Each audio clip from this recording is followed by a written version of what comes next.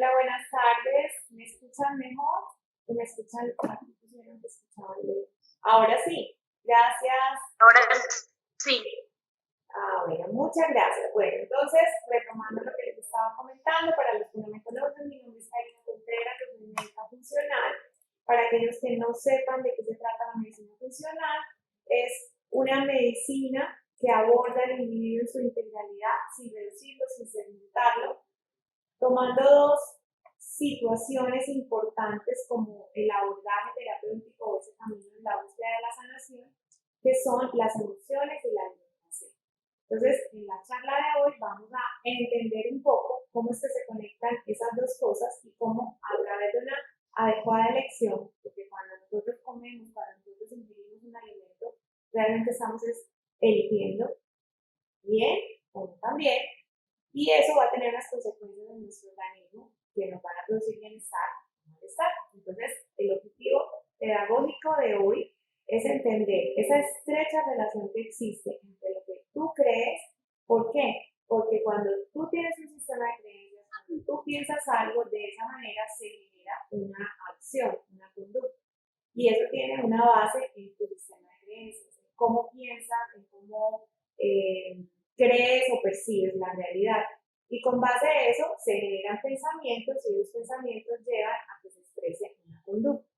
Para entender que como siento puede ser producto de lo que como o como de acuerdo a lo que siento. Para no domesticar, pero sí reaconductar.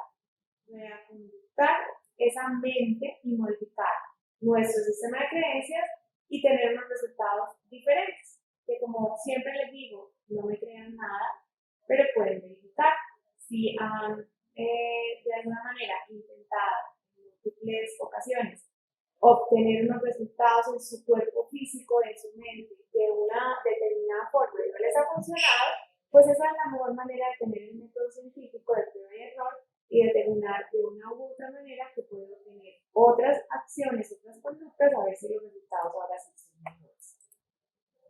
En la agenda entonces, rápidamente, voy a explicarles por qué no dependemos de la genética, cómo entender la relación mente-cuerpo y salud, y un poquito espíritu, aprender a identificar esos indicadores diferentes de nuestro organismo, descubrir qué es la microbiota, primero que todo, microbiota intestinal, y cómo podemos mejorar ese cosmos que tenemos al interior de nosotros, y cómo la dieta o la alimentación, esas elecciones alimentarias, tienen un impacto tan importante en nuestra vida. Empecemos entonces. La vez pasada les mencioné que hicieron un test en su casa, voy a repetirlo de manera rápida, y es tomar un vaso de agua con una cucharadita de bicarbonato, van a tomar esa mezcla y van a contar 2 minutos para saber si se presenta un eructo. La idea es que ese eructo, si tú tienes una buena producción de ácido en el estómago, va a devolverse o a presentarse en menos de 2 minutos, porque esa es una manera de entender cómo está ese pH, esa función gástrica que de alguna manera, si no está adecuadamente, puede estar hablando de muchas otras consecuencias que hasta ahora no habíamos relacionado, como por ejemplo el estreñimiento. El estreñimiento o esa incapacidad para evacuar de manera diaria, porque lo normal es ir todos los días al baño como una manera de detoxificar nuestro organismo de todas aquellas sustancias que no necesitamos, con las cuales a veces nos quedamos, y lo que genera es una toxicidad, y muchas veces nos preguntamos por qué estamos pensando lentamente, por qué no dormimos, por qué me siento ansioso, o por qué mis emociones no las puedo controlar, pero resulta que llevo 10 días sin ir al baño, y a veces no lo relacionamos. Entonces, en ese orden de ideas, el ejercicio es hacerlo. En ayunas no necesariamente, puedes hacerlo pues en la mañana, en cualquier momento del día, para saber cuál es la calidad de ácido que tiene tu estómago. En general, el estómago produce mucho ácido, esa es su función, para eso es que nosotros tenemos este órgano. Cuando le alteramos el ácido al estómago, entonces empezamos con todas estas consecuencias que van a repercutir no solo a nivel del sistema digestivo, esófago, estómago, intestino, delgado, intestino grueso, sino a nivel orgánico en general en toda y cada una de las células de nuestro organismo, precisamente hablando del cerebro en la tarde de hoy, para que de alguna manera entendamos o aportemos si de pronto cuando hemos tenido estreñimiento o dificultades para ir al baño, tenemos una inestabilidad del ánimo mayor, tenemos de pronto fenómenos ansiosos o depresivos y solucionándolo yendo al baño se nos mejora, se nos alivia. La segunda parte que habíamos hablado es sobre epigenética. La epigenética, como su nombre lo indica, es la ciencia que está sobre la genética. Hasta hace muy poco tiempo, nosotros pensábamos que los genes que teníamos, es decir, las herencias familiares de nuestros padres, de nuestros abuelos, gobernaban nuestra salud de una manera determinante. Es decir, no podíamos cambiar el hecho de que si mis padres o mis abuelos habían tenido enfermedades tipo cáncer o hipertensión, diabetes u obesidad, pues yo iba a padecer de las mismas características.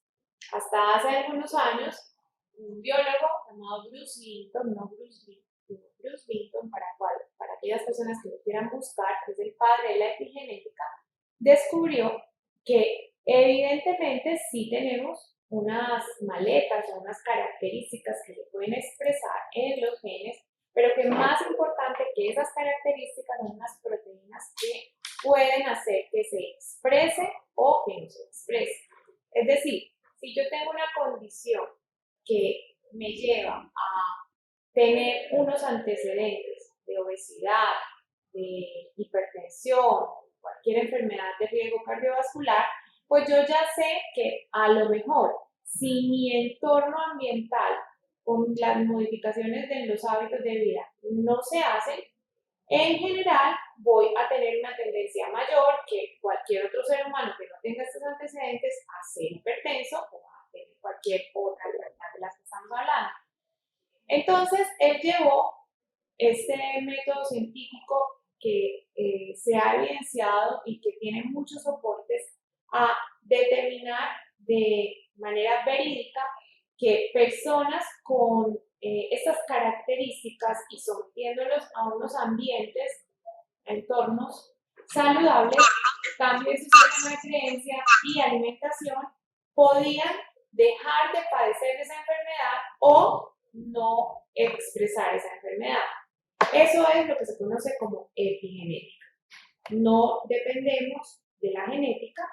Las enfermedades en general, solo un 4% de ellas son de características o ligadas a la genética o a los cromosomas.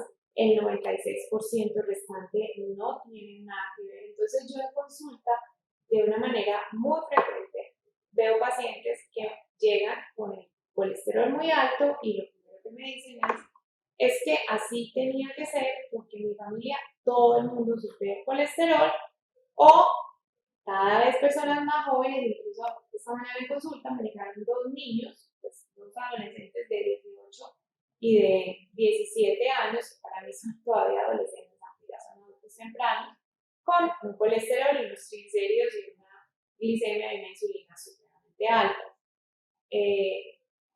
Evidentemente, hay probabilidades de que tengan una genética que pueda depender o pueda determinar que esas características se presenten, pero si no comen adecuadamente, si se acuestan a las 12 de la noche viendo Facebook, Instagram, TikTok y todas estas redes sociales que tienen luces azules y que alteran mi reloj biológico interno y que por lo tanto nos generan secreción de cortisol por la noche, cuando deberíamos estar descansando y alteran la reposición o la reparación que el hígado hace con sus proteínas, pues evidentemente no es la genética, sino la epigenética, es decir, los hábitos que ellos podrían modificar lo que están garantizando esa presentación en edades más tempranas cada día de alteraciones de la glicemia, de la glucosa y del colesterol.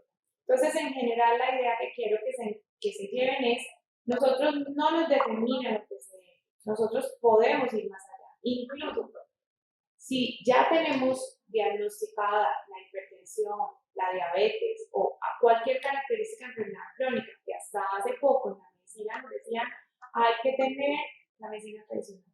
Hay que tomar la pastilla para el resto de la vida, si empiezas a tomar antihipertensivos es para el resto de la vida, si tomas estatinas para el colesterol es para el resto de la vida, pues tengo que decirles que así no es. ¿Por qué? Porque se puede revertir. ¿Por qué? Porque esos genes expresados se pueden proteger o se pueden expresar de acuerdo a la característica de salud que la persona necesita. Porque esta es la diapositiva más linda, para que me la entiendan, desde la medicina funcional, es el verdadero abordaje de la salud. Es ir al origen, a la causa. Si fue el huevo o la gallina, de pronto no es tan importante, pero sí es agrupar en un solo foco todas esas características distintas que hasta ahora, cuando íbamos donde el médico, solamente nos recetaban medicamentos. Yo consulto por dolor de cabeza, ¿vale?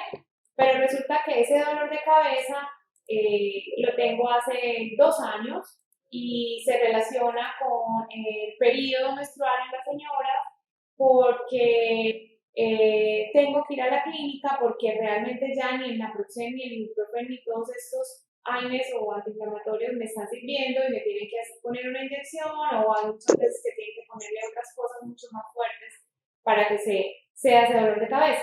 Entonces, como en general en medicina se tienen 20-25 minutos máximo, creo que no sé cuánto ya, desde 15, bueno, sí, pues obviamente va a ser muy difícil hacer un interrogatorio y encontrar que a lo mejor hace 2 años esta mujer tuvo una pérdida, ¿sí? O a lo mejor esa pérdida estaba relacionada con un embarazo deseado y desafortunadamente pues el embarazo fue abruptamente, pues se me olvidó la palabra. El embarazo no prosperó y esa emoción no sanada causa un desajuste en todas las hormonas, un sistema de pensamiento que se origina en la culpa y ahí se desordena todo el organismo y por falta de tiempo para indagar un poco más, pues nos quedamos cortos y nos quedamos en el omeprazol, en el naproxen o en la ibuprofeno. Entonces, es como de una manera más real y más sencilla explicarles que eso es la verdadera medicina. Buscar de manera conjunta con el paciente, indagando de manera más profunda en qué momento se presenta el síntoma, desde cuándo se presenta el síntoma y qué asociaciones tiene el síntoma. Entonces, el dolor de cabeza se presenta antes del periodo menstrual. ¿Qué sucede en ese periodo? Entonces, además, se siente baja en energía, se siente fatigada, pero adicionalmente presenta llanto, melancolía, tristeza. Pero imagínate que adicional tengo intolerancias alimentarias y me da más diarrea en esos días. Entonces, si yo solo me quedo en el dolor de cabeza, pues yo solo le dando la pastilla. Pero si yo indago más, resulta que esta persona va a tener de pronto una alteración en su sistema gastrointestinal, que ya lo hemos hablado, es tan importante, y ese intestino no está absorbiendo adecuadamente un mineral como el hierro. Y a lo mejor ese dolor de cabeza que tiene esta persona se debe a una alteración en el intestino que lleva a que no absorba hierro y ese hierro obviamente es necesario para la actividad energética del cuerpo y tiene una anemia. Miren que en la profundización de todo vamos concluyendo, vamos comprendiendo que somos unas redes internas, que somos un solo todo, que un síntoma no es aislado, es decir, yo no puedo tratar la cabeza sin separarla del estómago, o yo no puedo trabajar un útero pensando que ese útero no tiene piernas, o un cerebro pensando que no tiene intestino. ¿Por qué? Porque todo lo que tú haces, así sea para tratar un hongo en la uña del pie, tiene repercusiones en el resto del organismo, porque esa pastilla que tú te tomas para el hongo se metaboliza a nivel hepático después de haber sido deglutida por tu boca, pasada por el estómago, absorbida por el intestino y en cada órgano por el cual va pasando va dejando su huella. Entonces, si yo pretendo que los medicamentos tradicionales solo sirven para manejar ese síntoma y no me generan efectos secundarios, puede que esté equivocado o puede que a lo mejor necesite escuchar esta información. Inflamación crónica de bajo grado ese es el origen prácticamente de todas las situaciones que tenemos hoy en día. La inflamación crónica a bajo grado es una inflamación no resuelta, un fenómeno donde mi cuerpo está intentando sanar todo el tiempo, ocupando mi sistema inmune en situaciones permanentes que no se solucionan y de alguna manera ese sistema inmune no tiene la alerta suficiente para defenderme de otras cosas. Entonces, tiendo a tener más gripas, tiendo a enfermar más de infecciones, más de sinusitis, más de gastritis, más de muchas otras cosas porque estoy ocupada resolviendo algo que no se ha podido resolver. Como cuando tenemos una herida en un dedo, nuestro cuerpo rápidamente coagula, a menos que tengamos un problema de coagulación, y muchos de nosotros hemos tenido heridas en un dedo ocasionadas por las hojas, por la manipulación de cualquier cosa, y el cuerpo es tan sabio, tan perfecto, que si en este momento yo les pregunto en cuál dedo fue que se hizo la herida, ni siquiera se acuerdan. Está completamente cicatrizada, está completamente sanada, el tejido está íntegro. La inflamación crónica bajo grado, el cuerpo no repara, la herida queda ahí. Entonces hay un recuerdo, hay una memoria y hay un sistema muy ocupado. Como por ejemplo en una enfermedad cardiovascular, donde el origen puede ser un intestino permeable. ¿Y qué es eso de intestino permeable? El intestino permeable, que es muy coloquial, es muy frecuente cada vez más, y a mí me alegra mucho que se esté hablando de este tema, de este término, porque es dejar de tener un diagnóstico y estigmatizar al paciente y decirle, ese es el del intestino permeable, ese es el de la hipertensión, ese es el diabético. No, es un ser humano que tiene una enfermedad, no una enfermedad que tiene un ser humano. Es otro enfoque también holístico. Síndrome de intestino permeable realmente ya no existe. Existen una cantidad de características que pueden tener origen en una situación. Esa situación puede ser temporal, como el síndrome de intestino permeable. Ese síndrome se genera en general por dos condiciones principales. En la dieta occidentalizada tenemos el gluten y los lácteos. El gluten tiene una proteína, se llama gliadina. Para los que no saben qué es el gluten, es todo lo que tenga harina de trigo. La harina de trigo está en el pan, en las galletas, en las tortas, en las pastas, todo lo que tenga trigo. Esa proteína va a producir un daño a nivel de las células intestinales que vuelve el intestino poroso. El intestino es el principal filtro que tenemos en el organismo. Ese filtro se encarga de que todo lo bueno, es decir, vitaminas, minerales, nutrientes, sean trasladados a la sangre para que esa sangre que está llena de células tenga la posibilidad de generar intercambios energéticos y que no muramos, que nuestro corazón funcione, que nuestro hígado funcione, que nuestro intestino funcione, que nuestro cerebro funcione. Pero si tenemos un intestino permeable, un colador, ya ese intestino no solo va a dejar pasar las vitaminas, los minerales, los nutrientes, sino que va a dejar pasar todo lo que debería evacuarse en el intestino grueso, en la materia fecal. Escatológicamente, hagan de cuenta que cada vez que ustedes comen gluten o lácteos de vaca, hacen huecos en su intestino que hacen que ese popó se riegue por la sangre. Así es. Entonces, luego, no me explico cómo si me comí un pan con mantequilla, quesito, un café con leche, me dio una diarrea explosiva, pero adicional me dio dolor de cabeza. Pues porque el cerebro tiene una membrana exactamente igual a la del intestino. Lo que está pasando en tu intestino está pasando en tu cerebro. Y si lo haces de manera continua y por la noche vuelves y desayunas de la misma manera, no te extrañe que adicional estés con el azúcar y el ácido úrico súper alto, o que te dé una artritis gotosa, o que tengas obesidad o sobrepeso. Pero adicional, que tengas depresión, melancolía, ansiedad y que se te empiecen a olvidar las cosas. Y resulta que el origen está en el pan con mantequilla, quesito y café con leche. Porque la mezcla de ese pan que tiene gluten, que está atacando tus células intestinales, además de la leche, que viene de una industria que ha sometido a las vacas a estrés y que esas vacas están alimentadas con pasto rociado con glifosato, hacen un match perfecto para que no sea tu genética la que te enferme, tú mismo con tus decisiones alimentarias, porque todo eso va a ir al intestino, a tu sangre y a tu cerebro.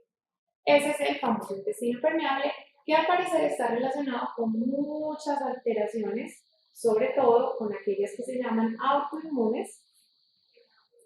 Ok, por acá hay una pregunta de comunicación, ¿sí? Para responder las preguntas. Doctora, entonces no se puede consumir pan. A ver, tú puedes hacerlo, ¿cierto? Por eso la información es esta. Tú tomas las decisiones. Si yo cuando les hablo de normalización y de frecuencia. Si usted no tiene dolor de estómago, si no presenta diarrea ni estreñimiento, si no tiene gastritis, si no le duele la cabeza ni las articulaciones, si no está diagnosticado para ninguna enfermedad crónica, si no toma medicamentos para alguna enfermedad, si no tiene sobrepeso u obesidad, si no sufre de migraña, si no tiene alteraciones del sueño, llámese conciliación o mantenimiento del sueño. Si usted es un alma de Dios, un ser de luz, cómase el pan. Pero si usted tiene alguna de estas sintomatologías, sepa y entienda que tiene que ver con el pan. Además de cómo piensa, pues obviamente, el sistema de creencias, la manera como yo manejo el mundo, cómo lo percibo, si yo me mantengo refunfuñando, quejándome, luchando, pues en mi organismo también se van a producir muchas otras hormonas que no me van a hacer bien. Pero sí, la respuesta es ojalá no se consumiera pan, o por lo menos que ese pan no tuviera harina de trigo, que no tuviera gluten. El gluten está en la harina de trigo o el trigo, en la cebada, en el centeno y en la espelta.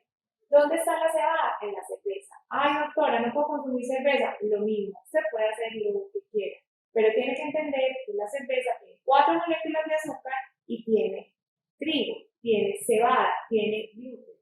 Entonces, yo no quiero un cerebro de pan, teniendo un cerebro de pan, un cerebro lento, un cerebro confuso, un cerebro con sistemas o pensamientos catastróficos. Pensaría yo, señor y señora, que ojalá le diera menos al pan de la cerveza. ¿Sí? Hay otros sustratos. Hay harina de arroz, hay harina de quinoa, hay harina de coco, que pueden ser unos sustitutos para esas galletas o esos panes, y ya hay muchas maneras de hacerlo. En YouTube se encuentran muchas recetas, en los mercados saludables también. O sea, hay opciones. Sí, son más costosos, claro que son más costosos. ¿Por qué? Porque vamos a prevenir un costo adicional, que es el costo de salud. Voy a invertir en mí, voy a prevenir. Entonces, doctora, acabé de mercar y compré pan, leche, queso, entonces, ¿qué hago? Regale. ¿Por qué? Porque usted está invirtiendo en su salud. Usted está previniendo, o le sale más costoso la ida a la clínica, la incapacidad o la diabetes. Pues es como escoger. Yo entiendo que es una información un poquito disruptiva, es diferente, pero sí es importante que cada vez esté más en nuestra conversación, porque adicional, estas sustancias, el gluten, los lácteos, en general vienen combinadas de altos procesos de transformación de los alimentos y con muchos aditivos y estabilizantes. Y estos alimentos lo que ocasionan es en tu cerebro unos fenómenos de adicción, unos fenómenos de adaptación hedónica, donde al cerebro de por sí le encanta botar energía. A él le gusta que le den energía rápida, como la de la glucosa, como la del azúcar, etc., para no tener que hacer ningún tipo de transformación. Entonces él siempre va a querer lo fácil. Y si eso fácil es un tema donde yo desde pequeño he venido haciéndolo, pues va a ser un poco diferente desaprender para aprender otra cosa. Resulta que ese método de modificación de tu alimentación en poco tiempo te va a producir un bienestar que ni siquiera lo recuerdas. Porque como hemos normalizado todos los síntomas que le dije, pero si ustedes por lo menos intentan 3, 4, 5 días de dejar el gluten, dejar los lácteos y dejar el azúcar, su propio cuerpo empieza a entender que ya no se necesitan y a desaparecer un montón de síntomas que estaban ahí, que usted pensaba que pues que se iba a quedar con ellos el resto de la vida. Sí, ahí respondieron que hay muchos tipos de pan, como les mencioné, hay muchas harinas, hay muchos otros sustratos, pero no se trata tampoco de eso, no se trata solamente entonces de satanizar el gluten y entonces ahora vamos a comer pan de arroz, pan de yuca, pan, tampoco. Porque entonces lo que estamos haciendo es llenando los hidratos de carbono en exceso, que también producen o unas alteraciones a nivel endocrinológico y metabólico que tampoco son los que queremos. O sea, la idea es que la alimentación sea lo más equilibrada, que no hablemos de dietas restrictivas, sino de alimentación natural, de volver a lo natural, de comprar más en mercados campesinos, de ir al campo, que alimentos industrializados que lo que están haciendo es todos estos fenómenos de los que les estoy explicando. Porque existe, evidentemente, ¿de qué manera podemos ir bajándole al azúcar? Pregunta Cindy. Cindy, ¿de qué manera? Yo pienso que todos los seres humanos, para desaprender un hábito, debemos hallar una manera escalonada. Hay personas que son capaces de hacerlo más rápido, cuando ya tienen demasiados síntomas que dicen que estoy cansada de sufrir, yo quiero otra opción, pues es en ese momento donde se pueden determinar algunas situaciones o algunas modificaciones en su plan alimentario que nos lleven a obtener un resultado más rápido. Pero en general, los seres humanos nos demoramos adaptándonos a otros hábitos. Entonces, una de las sugerencias que yo siempre le hago es que empiece por una. Si usted come azúcar, ultraprocesados, frita las cosas en aceite de canola, en aceite de girasol, está consumiendo muchos lácteos, pues haga una lista de todo y empiece por uno. Cambie el aceite. Luego intente el azúcar añadido, el azúcar blanco. Luego se da la oportunidad de no comer todos los días fructosa o el azúcar de las frutas. Luego va de manera determinada ya no solamente ni el azúcar de la fruta ni el azúcar de mesa, sino que no me como todos los días el helado de niños o el helado que todos los días estoy acostumbrado, sino que me lo como un día sí, un día no, un día sí, un día no.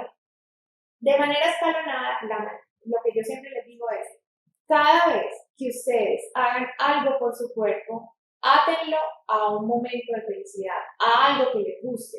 Cuando tú adquieres un nuevo hábito, ese nuevo hábito saludable te va a aliviar el camino y te va a hacer sentir que lograste una meta.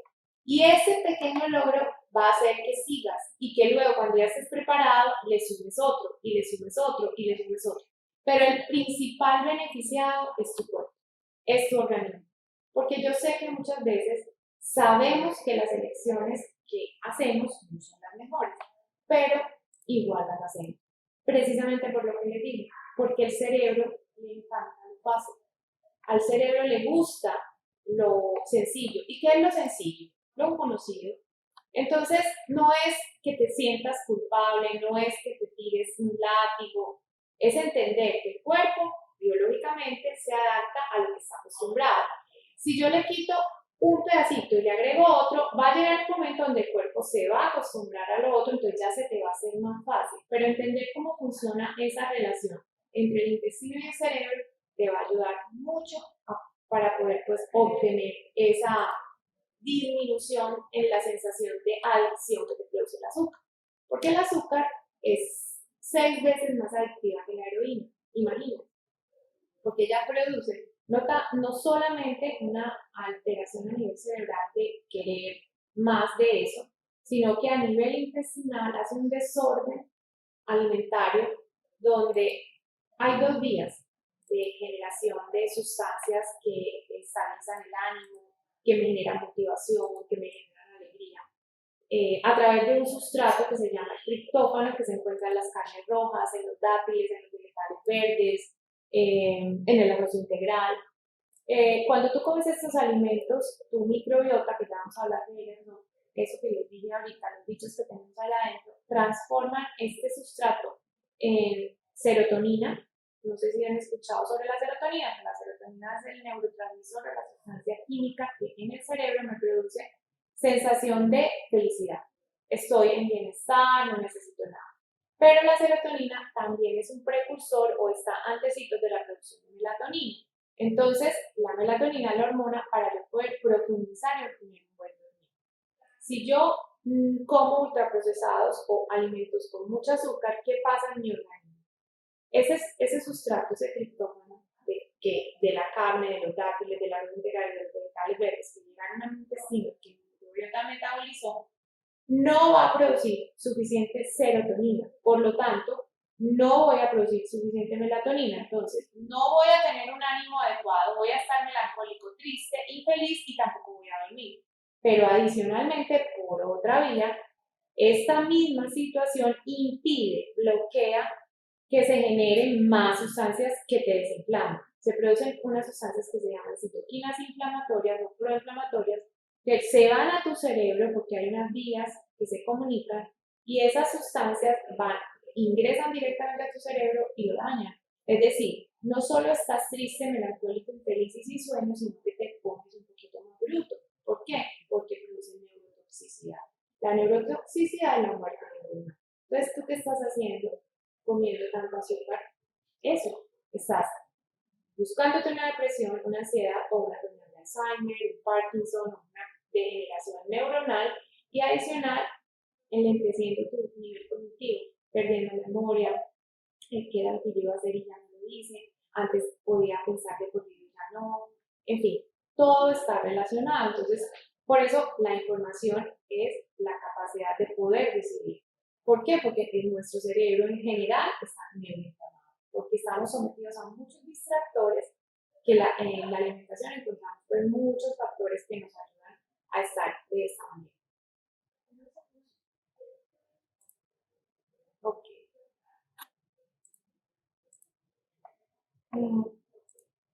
Porque esta es la neuroinflamación. Resulta que todo este desorden allá abajo, en el intestino, nos va llevando a que esta gente diga, ya no puedo más. Esta gente son los microbios, los microorganismos que tenemos en el intestino. Entonces ellos ya se cansan y dicen, ya no podemos contener más esta situación. Y como les digo, se pasa al cerebro y genera pues todas estas situaciones. Pero bueno, la idea de la charla de hoy era comentarles soluciones. Este es el panorama que tenemos, esto es a lo que estamos sometidos, entonces hablemos un poquito de esa pirámide de alimentación. ¿Qué es lo que nosotros podemos entonces hacer para revertir lo que ya padecemos o prevenir las enfermedades que no queremos tener? La regla del 1, 2, 3 es la regla que siempre les menciono y es una regla que no se les olvide, que es una buena proteína, grasas saludables y vegetales. Si ustedes ven, miren que la pirámide dice comer mucho menos esos alimentos azúcares y ultraprocesados y van de menos a más, donde en la transversalidad, en la esencia, en la mayor composición de la pirámide están los vegetales, están las grasas, sobre todo las grasas que tienen omega 3, como el aceite de oliva, el aguacate, los frutos secos, etcétera, y en la mitad las proteínas. Esa es una pirámide nutricional de los países escandinavos que han entendido más rápido que nosotros que la dieta paleolítica o la dieta cetogénica modificada puede ser la posibilidad de volver a conectarnos con la tierra y con los genes que están adaptados a esa época del paleolítico. ¿Por qué? Porque nuestra genética no tiene las condiciones para comprender y entender este mundo modernista. Y una de las principales causas de las enfermedades que pasamos hoy en día es por eso. ¿Por qué? Porque el hombre de la caverna no tenía luz eléctrica. El hombre de la caverna no tenía panales de abeja cada 100 metros como lo tenemos nosotros. El hombre de la caverna salía a cazar y a recolectar en el día y descansaba en la noche porque era muy vulnerable, no tenía garras, no tenía pelaje, no tenía uñas largas para defenderse de los depredadores. Entonces, los genes de nosotros están adaptados a esa era, a esa situación, porque en ese momento fue cuando se creó el ser humano o avanzó y evolucionó. ¿Qué hacemos hoy en día? Vamos todo el tiempo en contravía de nuestra genética. Nos acostamos tarde, vemos pantallas con luz hasta tarde, nos llevamos el trabajo para la casa, comemos por la noche y luego no sabemos por qué no dormimos bien. Recuerden, si yo me voy en contra de mi genética, pues mis hormonas, respondiendo a toda la genética, pues me van a reaccionar de una manera inadecuada. Hay muchas teorías que hablan de la adversidad como fenómeno para volver a mejorar la salud. el hecho de que exista el agua, que tengamos calentados los baños con agua caliente, el hecho de que existan ascensores. Miren, tan sencillo, la miopía es una enfermedad producida por el poco confrontamiento que tenemos con la adversidad. Como ya tenemos tantas pantallas y leemos todo el tiempo tan cerca, el ojo humano se adaptó de una manera ineficiente a la cercanía con la que leemos. Acuérdense que en la prehistoria ese ojo tenía una capacidad inmensa de otear en el horizonte si venía el avestruz, si venía el venado, si venía el león, y eso ya lo perdimos. A los 40 no vemos ni de lejos ni de cerca. ¿Por qué? Porque hemos padecido durante muchos años la cercanía, la facilidad, o díganme quién es capaz de ver a 200 metros en este momento. La miopía, la hipermetropía y los defectos refractivos son una adaptación totalmente enfermiza de esta situación de poca adversidad a la que nos vemos sometidos. Y muchas otras cosas, muchas enfermedades pueden ser explicadas por ahí derecho, la pelagra, las alergias, el eczema, la dermatitis seborreica, precisamente por ese carácter evolutivo que no hemos respetado. El insomnio, que es tan frecuente hoy en día. ¿Por qué? Porque nosotros no estamos adaptados para comer por la noche. Por ende, si comemos tarde por la noche, dejamos de producir un montón de sustancias y producimos otras que hacen que no nos bien. La regla del 1, 2, 3 entonces es una buena proteína. ¿Cuáles son las proteínas? Carne, pescado, pollo, huevos. ¿Cuáles son las grasas? Ya se las mencioné. Y los vegetales, todos los vegetales.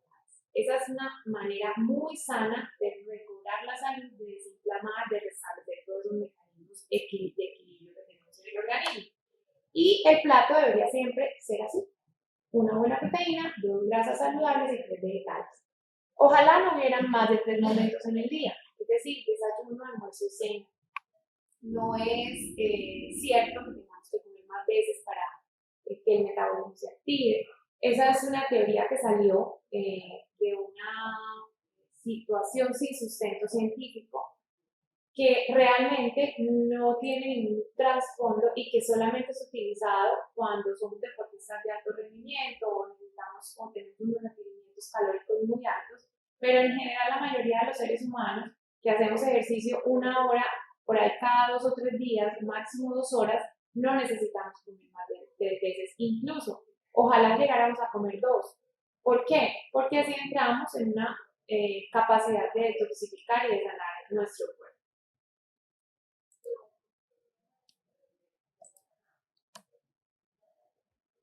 Para poder activar uno de los mecanismos más valiosos que tenemos nosotros, que no cuesta dinero, que ahorra muchas situaciones, y que es el ayuno. El ayuno está muy de moda, pero realmente no es una moda. El ayuno es ancestral. Recuerden, volvamos a nuestro tío, el hombre de la caverna. Él estaba en su cueva y cuando había alimentos comía, y cuando no había, pues no comía. Evidentemente, como les menciono, nuestros genes están adaptados a esta manera de vivir, y la necesidad o la capacidad que tenemos en este momento de estar picoteando de manera frecuente es la que nos tiene enfermos. El ayuno es una manera de restaurar, de detoxificar, de generar un retorno a esa genética, a esas vivencias, y de una manera muy rápida nos lleva a sanar mágicamente, diría yo, porque cuando se instaura un proceso de ayuno bien adecuado, con los requerimientos energéticos que se requieren, con los macro y los micronutrientes, la persona de manera acelerada obtiene sus indicadores de salud resueltos. Hablemos un poquito entonces de esa magnífica herramienta. Lo primero que les tengo que decir es que es el último escalón en un proceso alimentario. Es decir, yo no puedo ayunar si yo no sé comer. Y eso es un mensaje que les doy. Por favor, no entren en modas erráticas, porque lo que hacemos es alterar mucho más la salud. Cuando nosotros tenemos sobrepeso u obesidad, lo que el cuerpo está haciendo es adaptándose para que no te mueras. Él acumula o prende unos genes ahorradores, porque entiende, con esta confusión en la que lo tienes, que tiene que ahorrar. que él tiene que prepararse para cualquier condición para poderte defender. ¿Qué? ¿Se fue el audio? Ok, listo. ¿Me están escuchando, por favor? ¿Sí? Bueno, listo. Entonces, iba en el ayuno, ¿verdad? Entonces, no es el primer escalón. No lo hagan si no están bien acompañados. Porque a mí llegan muchas personas al consultorio ayunando para bajar de peso, ayunando porque se van a ir de vacaciones o ayunando su primera comida o su desayuno es una cerveza o es una copa de vino o es, bueno, diferentes situaciones que definitivamente sí les quiero dar un mensaje y es, yo no ayuno para perder peso, yo ayuno para perder enfermedad, para recobrar salud. Entonces, una buena metodología para llegar allá es aprender a comer. Primero tienes que aprender a comer, aplica la regla del 1, 2, 3 en tu vida. Tú no puedes ayudar si no te gustan ayunar si no te gustan los vegetales. Así es. Podríamos dejar aquí la conferencia y decirte, si no comes vegetales, amigo mío, amiga mía, no podemos hacer absolutamente nada. Los vegetales son necesarios, indispensables para que no te mueras, para que no te enfermes. Los vegetales es la mejor manera de hidratarte, de tener antioxidantes, minerales, vitaminas y que adicional saquen todos los residuos que se están quedando dentro de la célula para que los botes por la materia fecal, por el sudor y por la orina. Si tú no sabes comer, si no has incorporado el vegetal en el desayuno, en el almuerzo y en la cena, no puedes ayunar.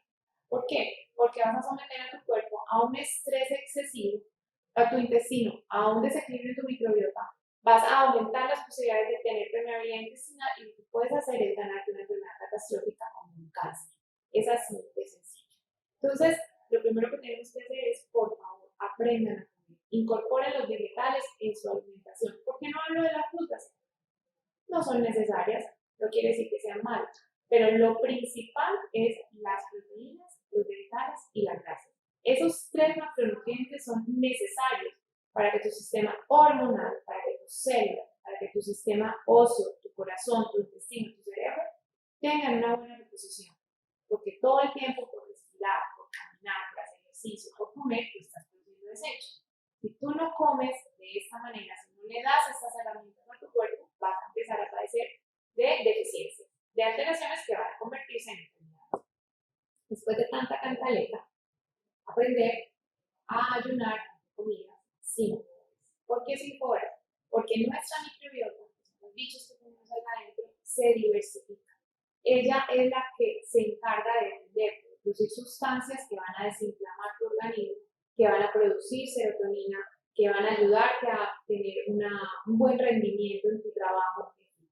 Entonces, la microbiota con todas estas características se diversifica si tú tienes la capacidad de esperar esas 5 horas entre comidas.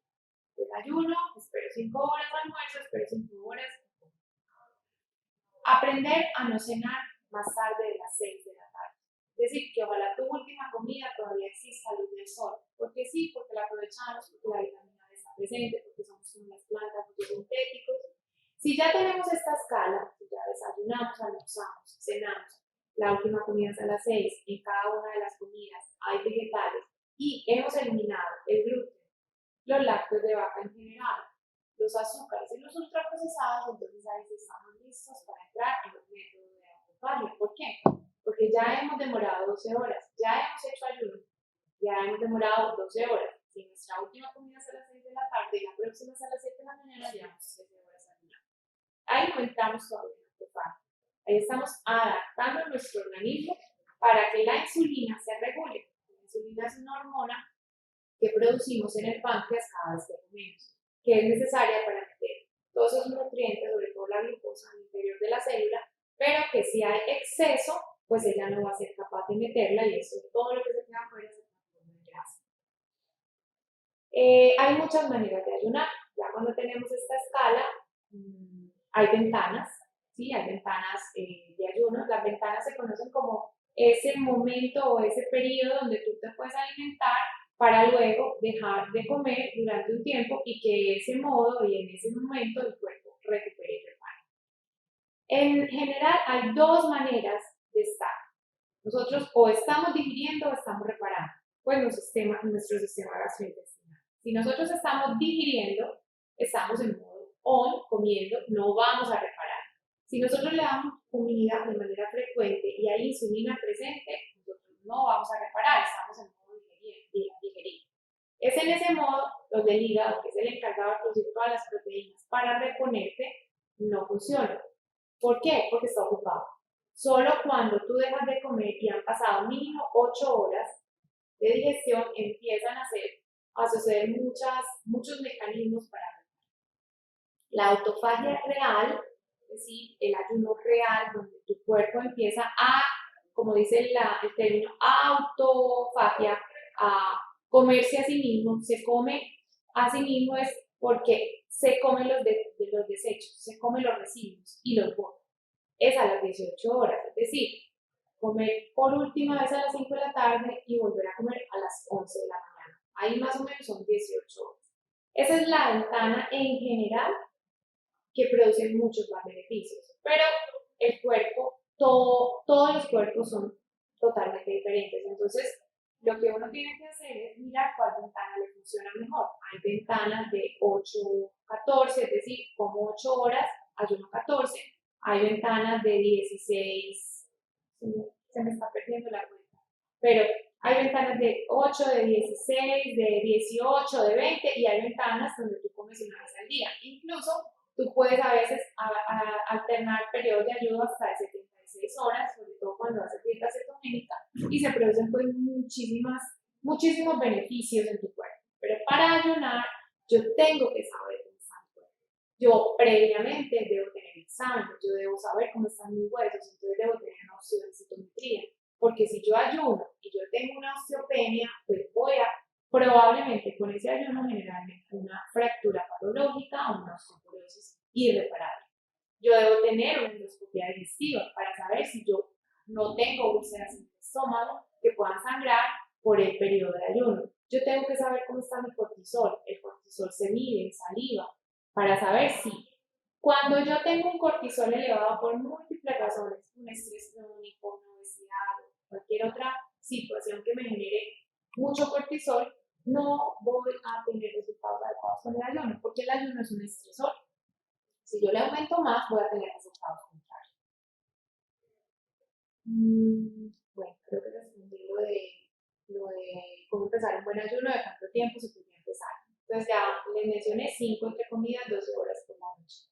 Recomendaciones para hígado graso en la alimentación. En general, el hígado graso es una consecuencia de una alteración en el metabolismo de los carbohidratos. Me gusta mucho la pregunta porque aquí aclaran muchos estigmas sobre el tema de la grasa. El hígado graso no se causa por un exceso de grasa en la dieta, se causa por comer muchos carbohidratos, por muchos ultraprocesados, por tomar mucho licor y por medicamentos, por algunos medicamentos que son metabolizados ahí y que generan esta esteatosis hepática. En general, la principal causa está relacionada con la alta ingesta de hidratos de carbono, de carbohidratos simples. ¿Por qué? Por lo que les expliqué. La insulina es una hormona que se genera en el páncreas. El páncreas es una glándula que está cerquita del hígado. Cada vez que tú te comes una lechuga, un tomate, lo que sea, hay un estímulo en ese páncreas para que se genere insulina y la insulina sea capaz de esa información en forma de alimentos convertirla en glucosa y que la glucosa entre tu célula. La insulina es como el portero que abre la puerta. Si yo no tengo suficientemente insulina, yo puedo comer todo, pero me voy a morir porque no voy a tener la capacidad de traer ese alimento a la célula, más o menos así, de manera sencilla. Cuando yo como alto en azúcar, alto en carbohidratos, llega un momento en que la insulina no es capaz de abrir la puerta. Entonces ella la deja cerrada y todo lo que se queda afuera va a ser acumulado o transformado a nivel hepático en forma de kilometrón, en forma de grasa. Eso es lo que sucede en el hígado graso. Muchas veces la continua ingesta de jugos de fruta, de postres, de galletas, de panes, puede ser la causa de tu hígado graso. aunque tú creas que es por el colesterol, por comer huevo, ¿no? El huevo es excelente, es una fuente magnífica de ácidos grasos omega 3, el salmón, el aguacate que tanto se estigmatizó en épocas anteriores. Ok. Recomendaciones entonces, amigo mío o amiga que diré, es evitar estos alimentos, ¿sí? Evitar sobre todo la fructosa o los jugos de frutas que tienen un metabolismo mucho más dañino en el hígado, el exceso de azúcar y lo que te mencioné, panes, galletería, ultraprocesados, sería pues como lo ideal. ¿Cuál es la mejor dieta? Keto, paleo o mediterránea. Independiente. Cada individuo es un ser humano totalmente independiente. ¿Cuál me gusta a mí? Volver a lo natural. Y tú puedes hacer keto, puedes hacer paleo, o puedes ser mediterránea volviendo a lo natural, dependiendo de lo que tu cuerpo necesite, de lo que tu cuerpo te esté pidiendo. Pero todas son modas que serían muy adecuadas, incluso la low carb o la baja en carbohidratos también, independiente. También, si quiero un proceso más rápido, también si tengo ya una enfermedad instaurada, etc. Ok, bueno. Listo. Adicional, como les mencioné, pues la idea es no solamente entender que, o más bien el mensaje es, este es el vehículo, este es el templo, yo decido cómo tenerlo, cómo cuidarlo, pero es el único que tengo, el que me va a acompañar hasta el final de mis días. Y cuál es la información que yo estoy usando, cada cuánto lo llevo.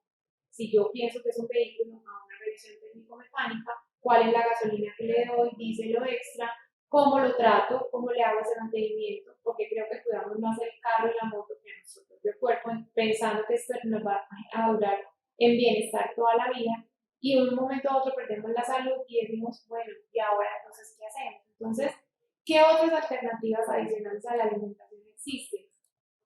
Todo lo que pueda generar bienestar. La meditación es una de ellas. La meditación es el momento presente y no es ir a la India, no se trata de hacer yoga, no se trata de prender incienso, no. La meditación es estar en el aquí y en el ahora. Es lavar los platos, lavando los platos. Es bañarte y estarte bañando. Es conversar con tu mejor amigo y estar conversando, no mirando el celular, mirando la pantalla, llamando por teléfono. Es ir manejando y observando el camino. Eso es meditar. Es traer la mente a esta realidad. No en el pasado melancólico o en el futuro catastrófico, porque ahí es donde se generan un montón de sustancias asincrónicas en tu organismo que hacen que te enfermes. Meditar activa receptores o aumenta la capacidad de producir GABA. El GABA es un neurotransmisor que disminuye el cortisol. Entonces, de por sí ya disminuyes esa sustancia que no debería estar tan alta para que pudieras tener un estado antiinflamatorio y un mejor sueño. Regula la salud mental, mejora la resiliencia, mejora la hipertensión, la frecuencia cardíaca, el consumo de oxígeno, reduce la inflamación muscular. Y bueno, ya les había mencionado sobre la microbiota, un repasito así rapidito. Virus, bacterias, hongos y parásitos que son necesarios en tu intestino, desde la boca hasta el ano, pero que también está en tu piel, pero que también está en tu vulva, que también está en todo el aparato geniturinario, que también puede estar en los pulmones, que puede ser responsable de alergias, dermatitis, etc. De esa rinitis que te da cuando te da migraña. Y que las mamás del embarazo y los papás en ese fenómeno de concepción tienen mucha responsabilidad. ¿Por qué? Porque los 1000 primeros días de nacido del bebé son cruciales para el resto de su vida, para que esa microbiota pueda funcionar adecuadamente y su sistema inmune esté robustecido. Parto vaginal, lactancia materna son dos factores protectores que tienen todos los niños para cuidar la prevención de enfermedades, alergias, disfunciones hormonales, etc. Pero también cómo está el estado de la boca de esa mamá, cómo está el estado de la vagina de esa mamá, cómo es la alimentación de esa mamá. Todo eso va a confluir en un estado de bienestar o de malestar de esa microbiota que en general en el 85% va a ser exactamente igual a la de lactante a la de niño. La microbiota en la medida en que vamos avanzando en la vida va cambiando y en la etapa adulta y en la vejez va pareciéndose mucho a esa microbiota original. Entonces, esas personas que nacieron por parto por cesárea y no los alimentaron con leche materna son los más invitados a que hagan estos métodos de mejoría, porque eso es lo bueno, eso se puede revertir. Si tú no tuviste estos factores y tienes muchas reacciones alérgicas, tienes migraña, tienes alteraciones de estreñimiento, diarrea, puede que tu microbiota venga alterada hace muchos años y sea la hora de curarla, de sanarla, de revertir este proceso. Miren para todo lo que sirve la microbiota: regula el estado de ánimo, regula la motivación, regula la sensación de fatiga, regula el estrés oxidativo, múltiples condiciones. Es tan importante que han hecho experimentos en gatos y ratones. Hay una bacteria del intestino de los gatos que se llama Toxoplasma gondii. Esa bacteria en un experimento se la inyectaron a los ratones. ¿Qué pasó? Que evolutivamente los ratones le han temido a los gatos porque el gato es su depredador. Pues en este experimento, cuando sacaron la bacteria del intestino del gato y se la pasan al ratón, el ratón se acerca al gato para que se lo comiera. Eso pasa con nosotros. Nuestras bacterias y nuestros microbios en el medio intestinal producen conductas riesgosas que nos acercan a los depredadores. Con esto, creo que le damos como finalidad a la charla. Si de pronto no tienen más preguntas al respecto, creo que fue pues un repaso rápido de la información. No sé si tengan alguna otra pregunta. Es el momento de las preguntas. Ok.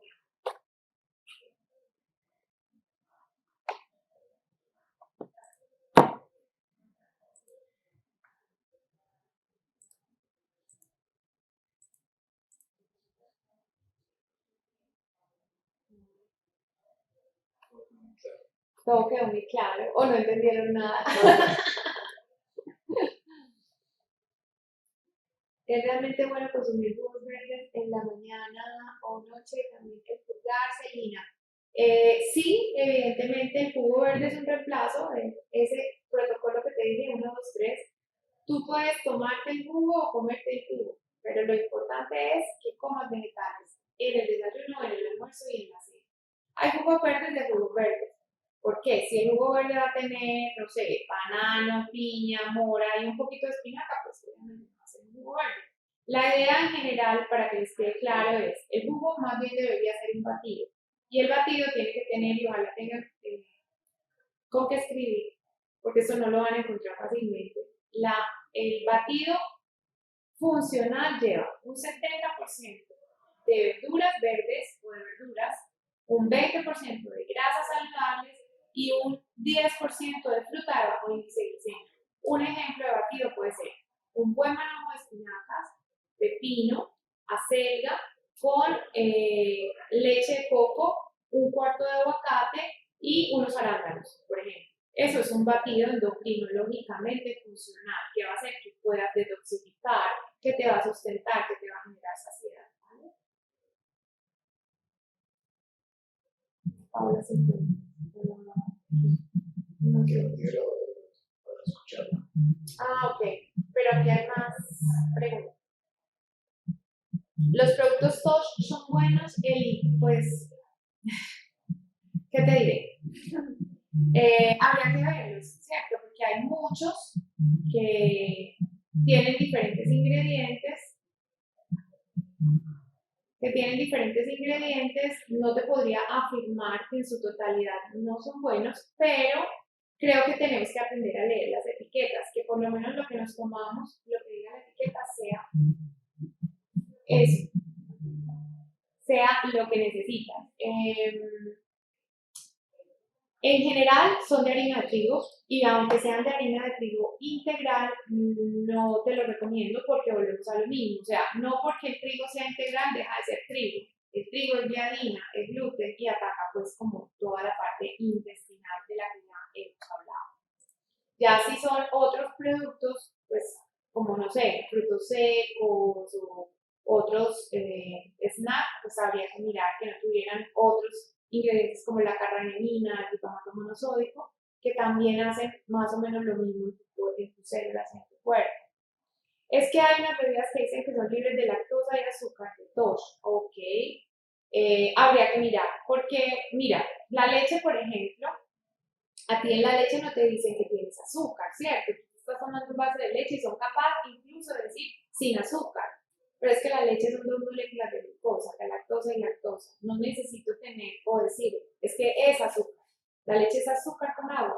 Entonces ahí es donde entra como la información y qué es lo que yo tengo que entender. Entonces no te sabría decir si es libre de lactosa y de azúcar, pero tiene remolacha o tiene fructosa. Y la fructosa tiene muchísimo más poder perjudicial que la misma glucosa.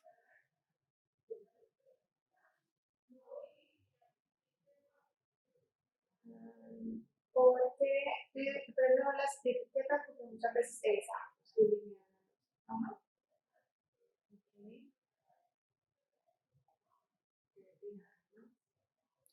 Claudia nos pide que repita la respuesta de cuál es la mejor. Ah, ok. Que si es la mejor dieta keto, paleo o mediterránea. Expliquémosles a todos entonces en qué consiste cada una para saber más bien responder. La dieta keto, la dieta cetogénica, es una dieta con una moderada proporción de buenas proteínas, pues la ceto saludable, ¿no? Un porcentaje mayor de grasas y muy pocos o nulos carbohidratos. En general, no se puede consumir o se deben evitar más de 25 gramos de carbohidratos en el día. ¿Por qué? Para que tú puedas alcanzar la cetogénesis o la producción de cuerpos cetónicos, que a su vez son la capacidad de obtener energía de una manera más óptima, más sana para el cerebro y para todos los órganos. Y disminuir o cancelar la vía de la insulina y de la glucosa. Es decir, en la cetogénesis yo tengo que bloquear la producción o la metabolismo de los hidratos de carbono y de la glucosa y empezar a hacer oxidación de toda la grasa que tengo acumulada y que, más o menos para que tengan en cuenta, son entre 1000 a 2500 calorías que nosotros consumimos de manera diaria, donde está la vía de la insulina y glucosa, frente a 180.000 calorías que yo tengo almacenadas en mi grasa visceral. La dieta cetogénica entonces es una alternativa adecuada, saludable, satisfactoria, rápida para las personas que lo necesiten para cetoadaptarse. ¿Qué pasa? Que no es tan fácil, que demoras entre 5 a 7 días para alcanzar la cetosis primera vez y a veces no es tan fácil estar en estado de cetosis, muy fácilmente te puede salir, porque todo tiene carbohidratos. ¿Qué no tiene carbohidratos? La grasa y la proteína, pero los vegetales tienen carbos y evidentemente en esta dieta hay que eliminar el consumo de cereales y de granos. Entonces, es también tener la elección. Yo les digo a mis pacientes que de manera más fácil una dieta cetogénica se hace apartándose del arroz, de los frijoles, de las lentejas y de la yuca, de la papa y de todo lo que hemos conocido hasta ahora y volcarse hacia los verdes, hacia las buenas proteínas y hacia las grasas saludables. Entonces no es que yo tenga que consumir mucha grasa, pero sí voy a tener que aumentar. Además que la dieta cetogénica me produce mucha saciedad, porque la grasa me estimula una hormona que se llama la leptina y me inhibe otra que se llama la grelina. Y la grelina es la hormona que me produce hambre. Entonces, por eso la grasa es muy saciante. Tú no eres capaz de comerte 1 kilo de almendras, precisamente porque las almendras tienen mucha grasa. Pero también el consumo de los frutos secos tiene que ser muy establecido, ¿vale? Esa es la dieta cetogénica, que pues a mi parecer es una alternativa excelente y como les digo, tienen que saberse acompañar para poderla hacer. No es comer tocineta con carne de hamburguesa y cero. Eso no es una dieta cetogénica, eso es una dieta directamente proporcional para un infarto cardíaco, más o menos, o para un cáncer. La paleo es la dieta paleolítica, la que les estaba mencionando, la que comían nuestros ancestros, los que estaban en la época de la caverna, y que cada vez más en boga pareciera que es como la reconstitución darle a los genes lo que necesitan. Es similar, pero puede haber un aporte un poco más alto de tubérculos, sobre todo. Cereales no, porque es que es de manera lógica. En la era paleolítica, ¿qué se comía? Lo que cazaban, lo que recolectaban, ¿cierto? Y eso fue hace 2.5 billones de años. La agricultura existe hace 500.000. Entonces, en la agricultura tenemos los cereales, tenemos el maíz, el frijol, la lenteja, el arroz, todos estos cereales.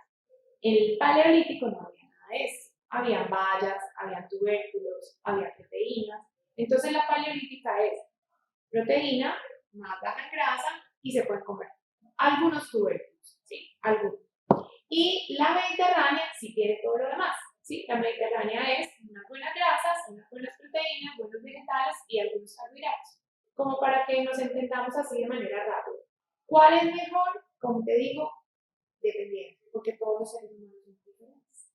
Pero las tres me parecen adecuadas. Hablando de proteínas, la carne de cerdo es sana para el cuerpo. Depende. Volvemos a lo mismo. Si yo tengo un intestino permeable, si yo tengo un intestino alterado, de estreñimiento, diarrea, intolerancia a los alimentos, pero además estoy acompañado de todos estos otros síntomas que les he mencionado, yo no te recomendaría comer carne de cerdo. La carne de cerdo tiene una alta posibilidad de generar histamina en tu cuerpo, además de que si tienes un metabolismo o una microbiota alterada, puede producir unos metabolitos tóxicos que pueden, no sé, convertirse en un fenómeno de aterosclerosis, de cardiovascular, etc. Entonces, como te digo, no es mala, pero tampoco es buena, dependiendo del estado de tu cuerpo. Quiero que de pronto Paula ahora me quedo. Paula, ¿tú tienes alguna pregunta?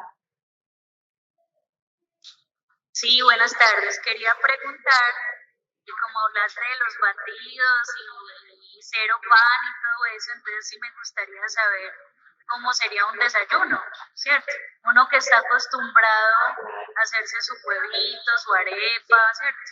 Claro. ¿Qué nos recomiendas? ¿Cómo sería un desayuno? Entonces yo, por ejemplo, si a ustedes les gustan los batidos, les mencioné que un batido puede ser un puñado importante de espinacas, un poquito de lechuga o de acelga, en leche de coco con un pedacito de aguacate y una piña, por ejemplo, un pedacito, 4 cubitos de piña o unos arándanos. Ese puede ser el batido. Acompañado de 2 huevos salteados en ghee, que el ghee es una mantequilla clarificada o en aceite de coco, y una arepa de yuca, o un poquito de yuca, o un poquito de arroz, o un poquito de batata. Ese sería un desayuno. Otro desayuno es una sopa de zanahoria, una sopa de auyama, una sopa de espinacas, con un pedazo de pechuga de pollo y un aguacate. ¿Quién dijo que no se podía comer así? Tengo muchos pacientes que se comen así.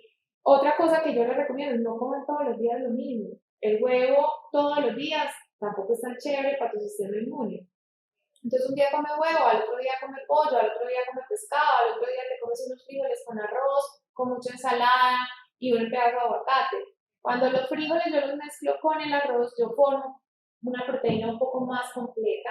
Y si le meto frutos secos o le meto espinaca, brócoli, todo eso, voy armando un plato mucho más robusto en proteínas. Entonces, eso, por ejemplo, ya que me preguntaron, miren toda la variedad de desayunos que pueden tener. Pueden hacer unos panqueques de auyama con un pedazo, por ejemplo, de pechuga de pollo, con unos champiñones salteados, en fin. Es desinstaurar el gen del café con leche, el pan con el quesito, que realmente nos está, de verdad, enfermando bastante. No sé, Pauli, si te respondí la pregunta. Sí, muchas gracias, doctora. ¿Y la arepa? ¿Se puede comer arepa? Mira, la arepa, entre más sencilla y entre más artesanal, mucho mejor, para evitar todos estos procesos industrializados. Vuelvo al mismo tema.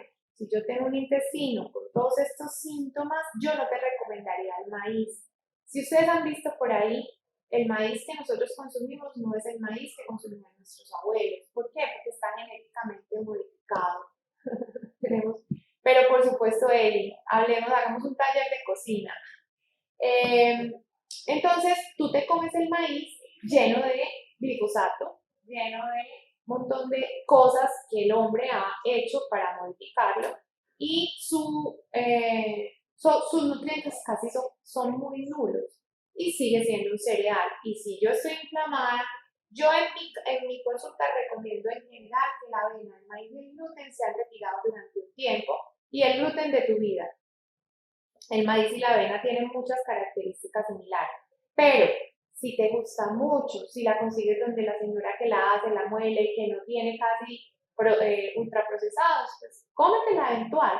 Pero mira que está la yuca, mira, bueno, por ejemplo, el plátano, un patacón en el desayuno, en el air fry con un poquito de aceite de oliva, es un excelente acompañante para ese desayuno, con un guacamole y un pedazo de pollo a la plancha o de mariscos, por ejemplo, también es excelente combinación. Lo que pasa es que tenemos en la cabeza que es un almuerzo o una cena. Pero entonces no, a mí no me gusta el pollo y el pescado en el desayuno.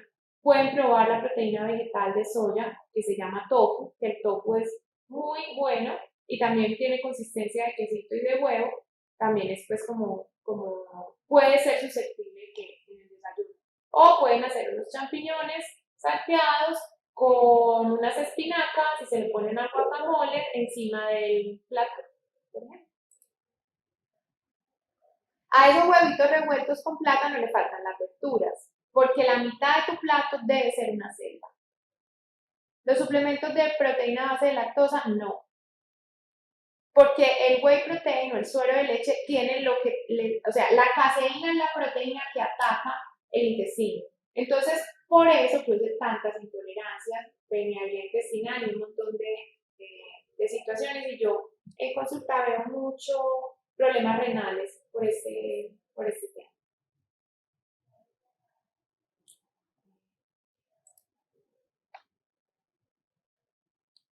¿Listo? Creo que. ¿Qué buena proteína en polvo recomiendo? En general, ojalá que no tenga suero de leche y que hay unas proteínas de arveja, unas proteínas veganas, hay una proteína que sacó Carlos Jaramillo de Savi que tiene como las composiciones adecuadas de los aminoácidos esenciales. Puede ser esa, pero en general, Kelly, si tú me preguntas a mí, nada reemplaza el caldo de hueso. El caldo de hueso que tú haces en tu casa o que tú compras, para mí es la mejor proteína que hay porque tiene colágeno, tiene vitamina, que produce mejoramiento de la permeabilidad intestinal, tiene glicina, que te ayuda a un buen dormir y tiene condroitina que ayuda con toda la parte articular. Entonces, un buen caldo de hueso. ¿Cómo se hace el caldo de hueso? Cualquier hueso de animal que tenga tuétano, de pollo, de pescado, de cola de res, espinazo, se coloca especial con cúrcuma, con pimienta, cero caldo maíz, nada de eso, sino con especias, orégano, con ajo, le pueden echar apio, zanahoria, verduritas, y lo ponen a cocinar en fuego bajo, muy, muy bajo, 2 horas. A las 2 horas le retiran la carne y le dejan el hueso, y la cocinan 4, 6, 8 horas en fuego muy bajo. ¿Para qué? Para que todos esos minerales salgan y tú te tomes esa sustancia. Si tienen olla de cocción lenta, pues es muy fácil, porque entre más cocción, más minerales salen de ese hueso, más sustratos energéticos se van a producir. Pero ya hay muchas personas que la venden, entonces también la puedes conseguir, y es una manera de verdad, la mejor manera de sanar ese intestino permeable que se diga, miren, en mi casa mi hija era migrañosa, tenía trastornos hormonales, rinitis, asmática. En este momento ya no tiene absolutamente nada de eso. Cada vez que le da una migraña o le da rinitis, yo la curo con el caldo de hueso. Mi perro cuando se enferma le doy caldo de hueso y un probiótico. Y con eso salen casi todas las enfermedades. Ok, bueno. Bueno. ¿Cómo se hace el caldo de hueso? Yo no te escuché. Ay, de verdad. Una buena carne que tenga hueso, ya sea espinazo, cola de res, patas de pollo, rabadilla que tenga tuétano, lo pones a condimentar con las especias que te gusten, le echas las verduras que te gusten, lo pones a cocinar en fuego bajo, 2 horas, a las 2 horas le retiras el hueso, la carne y dejas el hueso otras 4, 6, 8 horas, las horas que tú quieras, entre más horas, mucho mejor. Y ya eso lo almacenas, queda gelatinoso y todos los días te tomas 3 cucharadas en ayunas y eso es el caldo de hueso. Listo. Chao, muchísimas gracias por su atención. Me encanta compartir esta información. Yo creo que entre más personas entendamos la importancia de tener una alimentación, yo creo que vamos a ser mejores seres humanos. ¿Por qué? Porque yo voy a tener un control de mi pensamiento, voy a tener un control de mis emociones, voy a estar a disposición del servicio para el que nacimos y construimos una mejor comunidad. Entonces, muchas gracias a todos.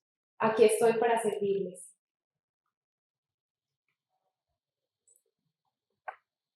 Muchas gracias. Muchas gracias. Gracias, chao. Gracias.